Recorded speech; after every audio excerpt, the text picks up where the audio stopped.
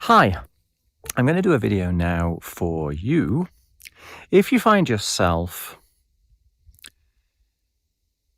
bragging, okay, showing off, desperately trying to prove yourself, if you're just doing it a bit too much and you're not even really sure sometimes why you're doing it, it just rolls out on autopilot and you start to show off. And I would guess if you do that there's probably a part of you that kind of dislikes yourself whilst you're doing it. It seems a little bit unnecessary, but nonetheless, it just comes out by autopilot. And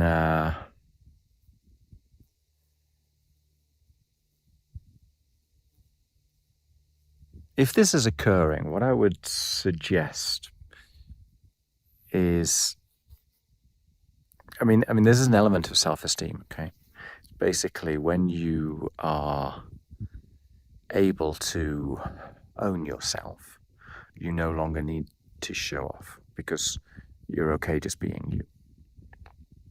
When there is a sense of inadequacy about what you are, conscious or unconscious, you're going to find ways to bolster your ego in front of other people to make yourself feel better. So it's a kind of a soothing strategy. It's a way of pushing you up in the pecking order, which means that you feel as though you're low in the pecking order, consciously or subconsciously.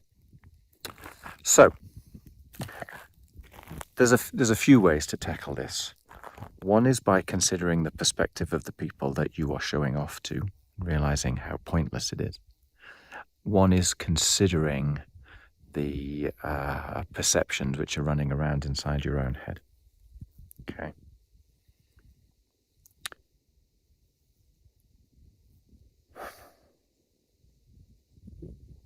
There's a deer behind me.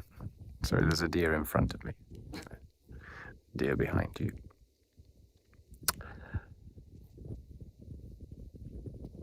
Let's go with the perceptions of other people first, because that one's quicker and easier. Okay. If you can consider when you do this yourself, okay, when you show off on autopilot, it just pops out your mouth, and then you kind of realize, and you kind of wonder what you're doing, but you're already doing it by then, so you kind of have to carry on going. Right? It's a completely involuntary process. It's just occurring. Grant other people the same fallibility as you. Okay? So they're going to be running around on their own stories, on their fixed ideas. And they're going to come to conclusions based around their fixed ideas. What I'm saying is they're in their head as much as you're in your head, okay? That everybody is in their own head. And we don't actually care as much about other people as we think other people care about us. So, on that basis, people are going to come to the conclusions that they come to. For us to think that we would win people over by showing off to them is a little bit naive, okay?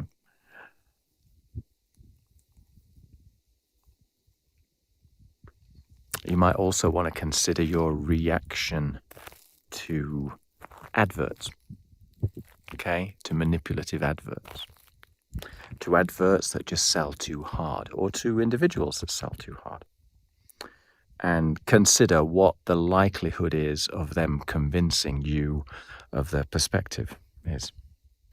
Because we're all really, really clever now at identifying fake. Yeah? We can spot it a mile off. So if you can identify fake, I assure you, whoever it is that you're trying to blag off is going to identify fake. So what I'm saying is, it's pointless to brag. It won't have the desired effect, and it'll probably put people off. So it's unnecessary, probably detrimental, and certainly not beneficial. That's one side to it, okay? So that's a kind of it's pointless to do so. But then the question is, why are you doing it, and what can you do to stop it? Okay. And this is all about the stories which are running around inside the back of your mind, the fixed ideas that you're not even aware of, the need to have to prove yourself. This is why I work in hypnosis, in actual fact, because these fixed ideas that are at the back of your mind are far, far easier to juggle with when your conscious mind is kind of taking a back seat. It's easier to consider the rest of you when the loud voice at the front isn't trying to own everything.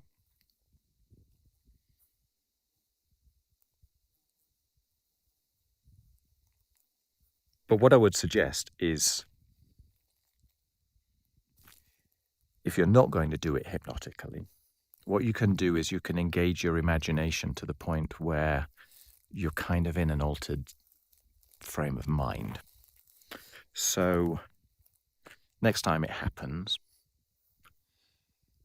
once it's happened, once you've got a moment to yourself, go back and remember what you did.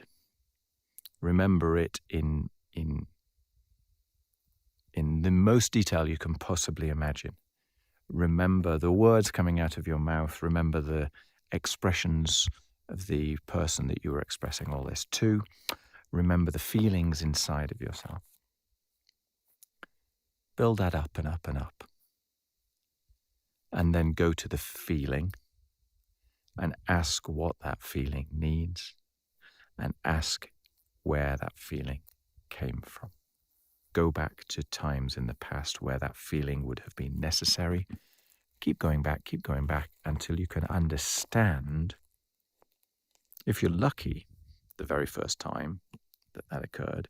But even if you're not lucky, you can remember or review the experiences that have led up to you going down that approach today. And then you can question whether or not that's the case. The way that you're going to change a habitual, non-voluntary action is going to take time, you know.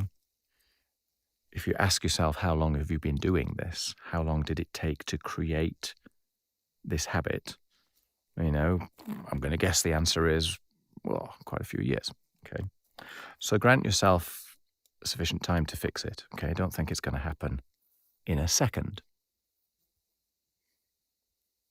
Give yourself permission to take baby steps, you know, like learning how to walk, right? You walk by stumbling, so don't expect to get everything right the first time.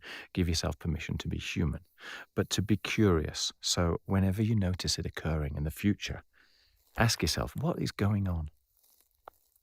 What am I trying to do? What am I trying to soothe? Why did I feel that need at that moment?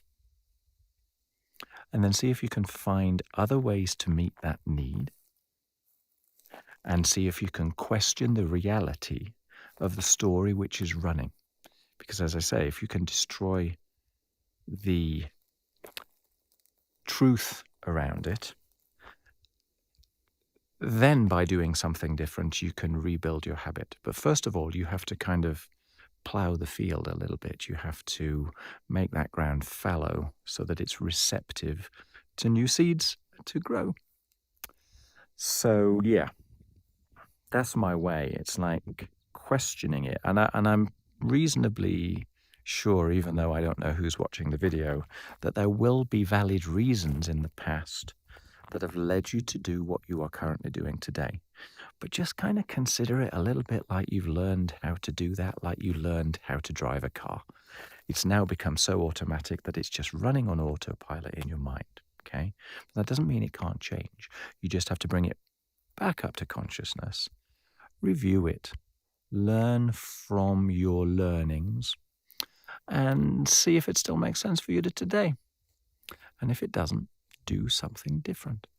In the knowledge that maybe you won't get it right perfect the first time, but keep doing something different. So basically, make a choice, take responsibility. We're back to the same thing, the considered life.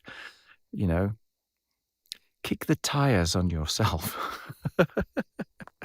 Question, question, question. If something comes up and you don't like it, question, why am I doing that? Is that the best way to meet the need which underlies the action? Yeah? Question, question, question, question, question. If you can throw away the basis of the reason for it, I won't do it again. The more that you can question, the better you are. The more flexibility that you have, the more options you are granting yourself. Okay? I hope that's helpful. It's kind of a quick one, but, well, it's a quick subject, in actual fact.